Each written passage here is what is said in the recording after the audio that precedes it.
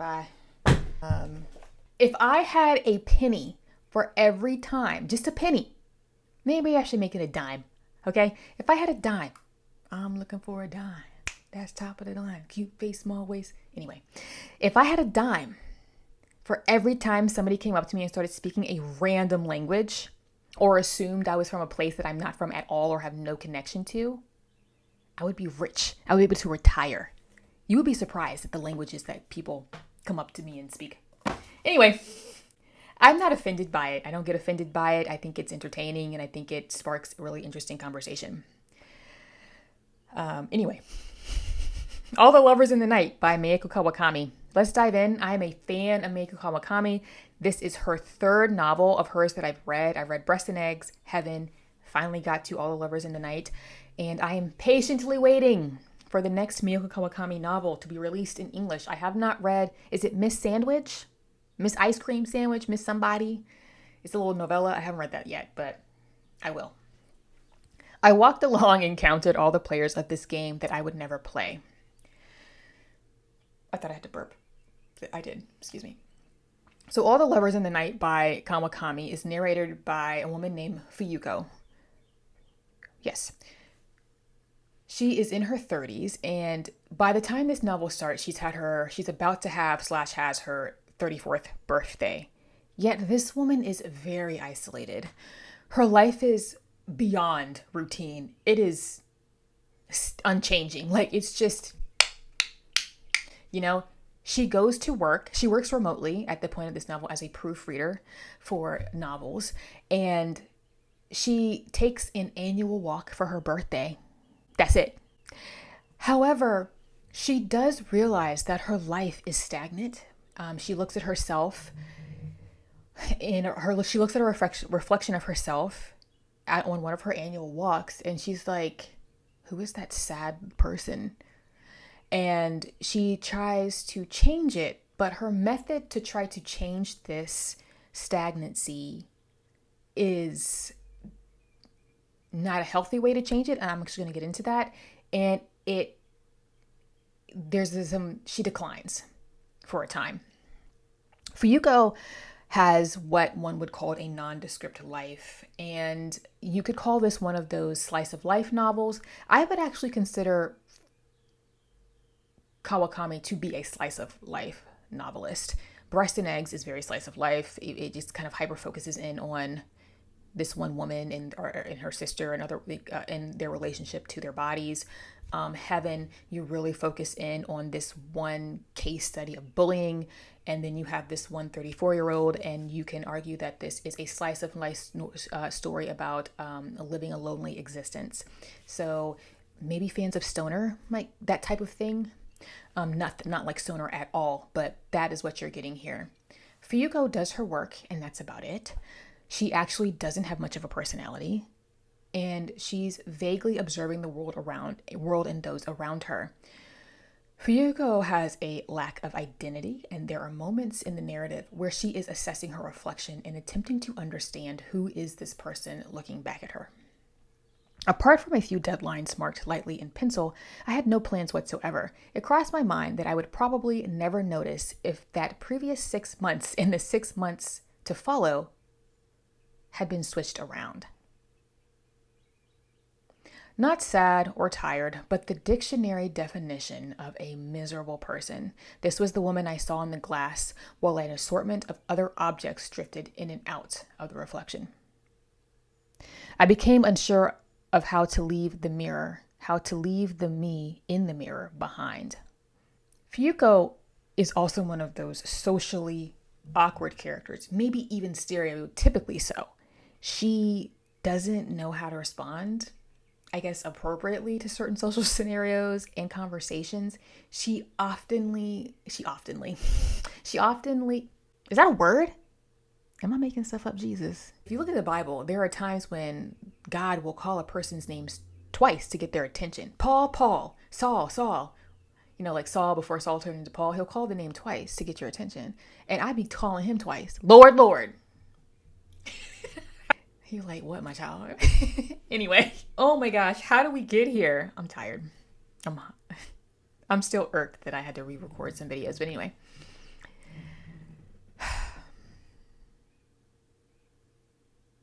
Yes, so socially awkward. How did we get here?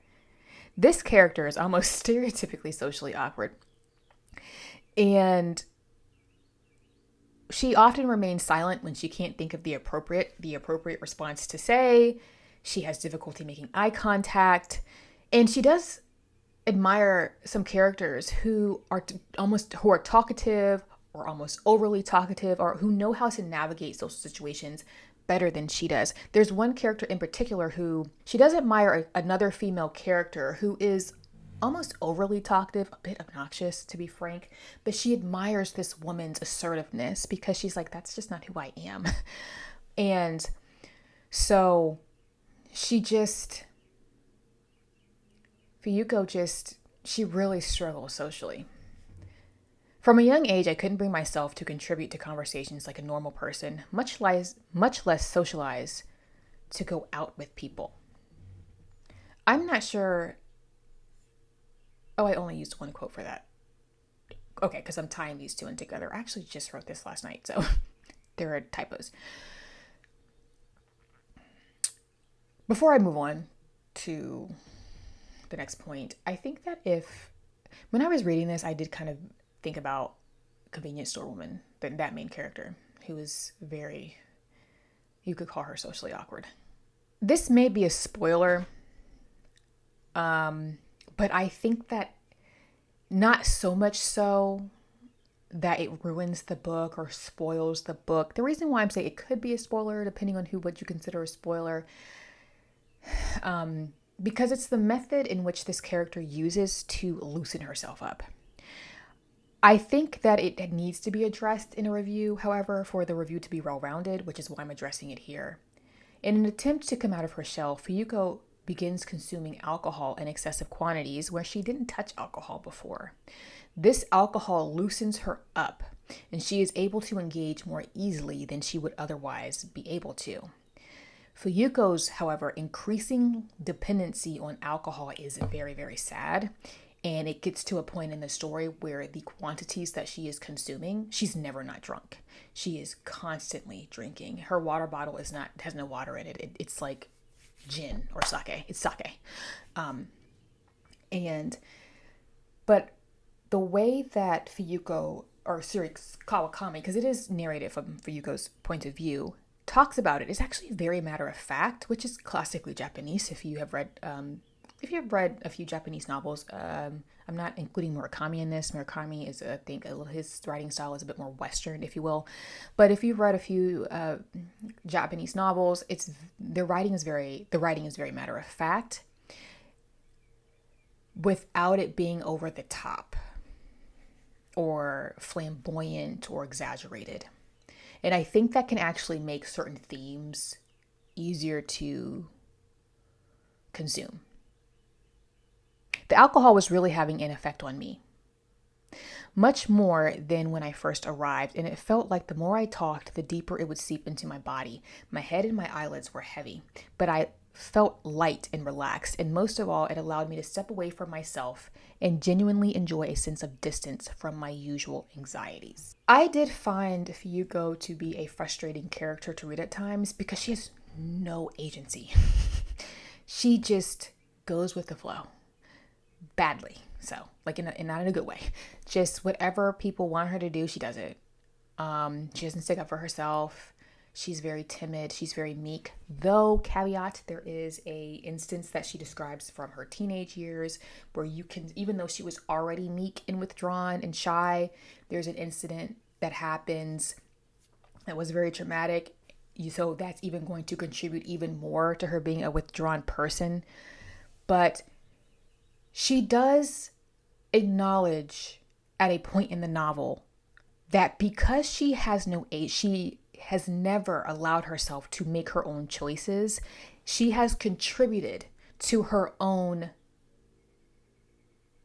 frustratingly closed off and nondescript life. She actually does take accountability for some of this, which I actually really, really liked. When it comes to emotions, feelings, moods, all those things, I can never figure out where mine end and other people's begin. This is a quote that a character said to her, because even her lack of agency, her lack of having voicing opinions, etc., irritates some other characters.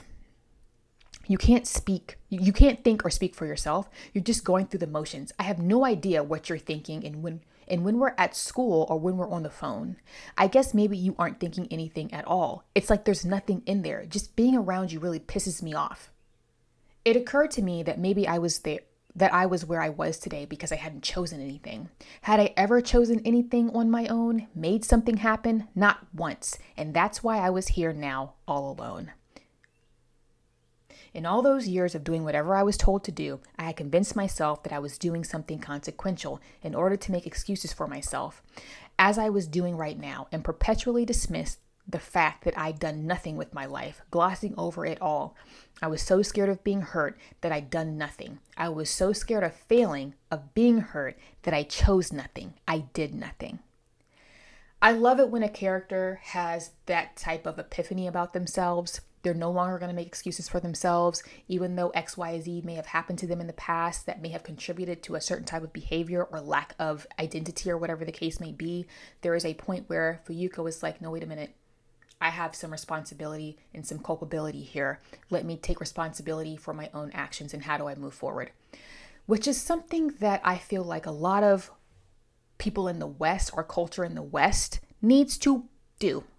We have this culture these days. Side note, how did this happen in the West? Where I see it all the time as in the United States. There's this increasingly lack of personal responsibility and accountability. It's always, I'm the victim and it's because of X, Y, and Z that I ended up where I am today. And are there situations where a person is made as a victim and now they have to work around certain events and it may seem like it set them back before they can spring forward? Sure. But there is a point when you're like, regardless of what regardless of what hand I was dealt in life or what circumstances have happened, this is what I'm going to do to move forward. I'm going to take responsibility for what and take control over what I can control and deal with and move forward. Or, I made this mistake in the past. I do blame some responsibility here for my own actions. How can I fix my behavior? Where did that go? So let's see. Let's get back on track. Lastly, because this is a short review, I felt like this was a very straightforward novel.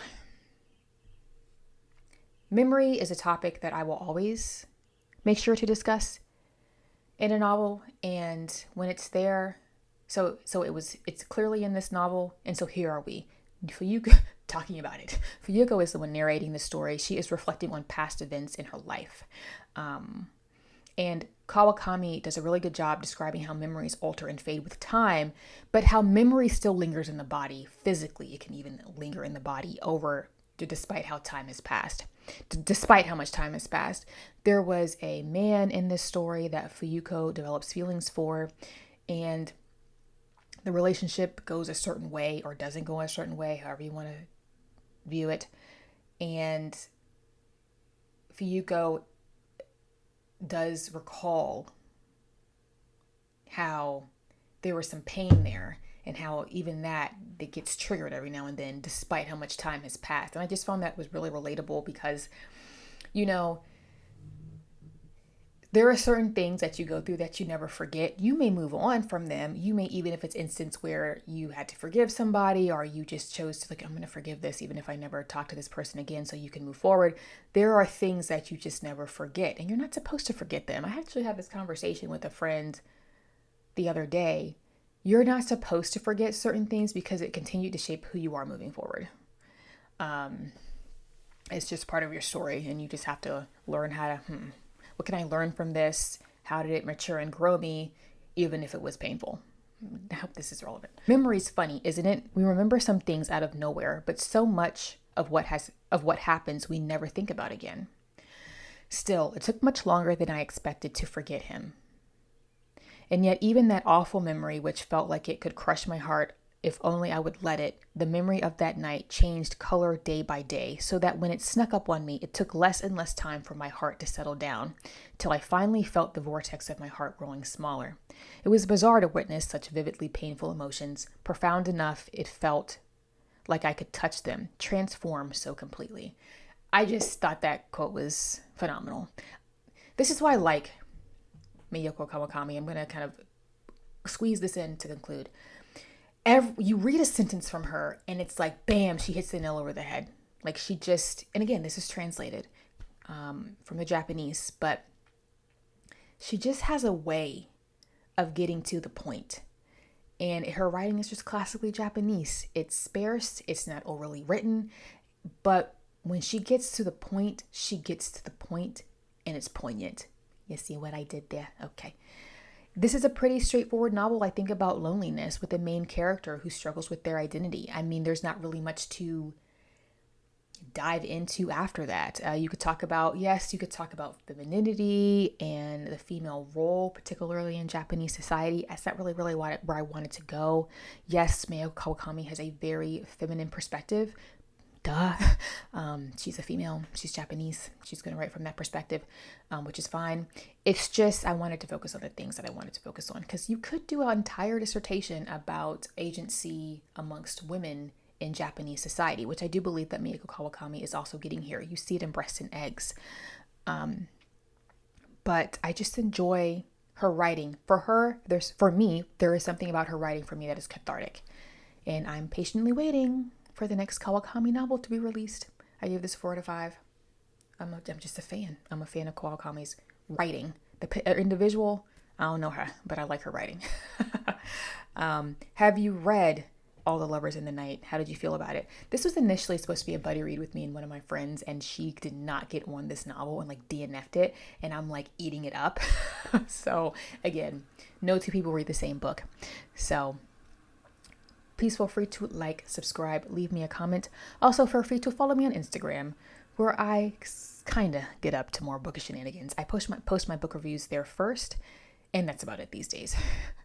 Because I'm just not on social media. Like, I'm taking breaks because we spend too much time on it. Anyway, that's all. I will catch you here in the next one. Bye.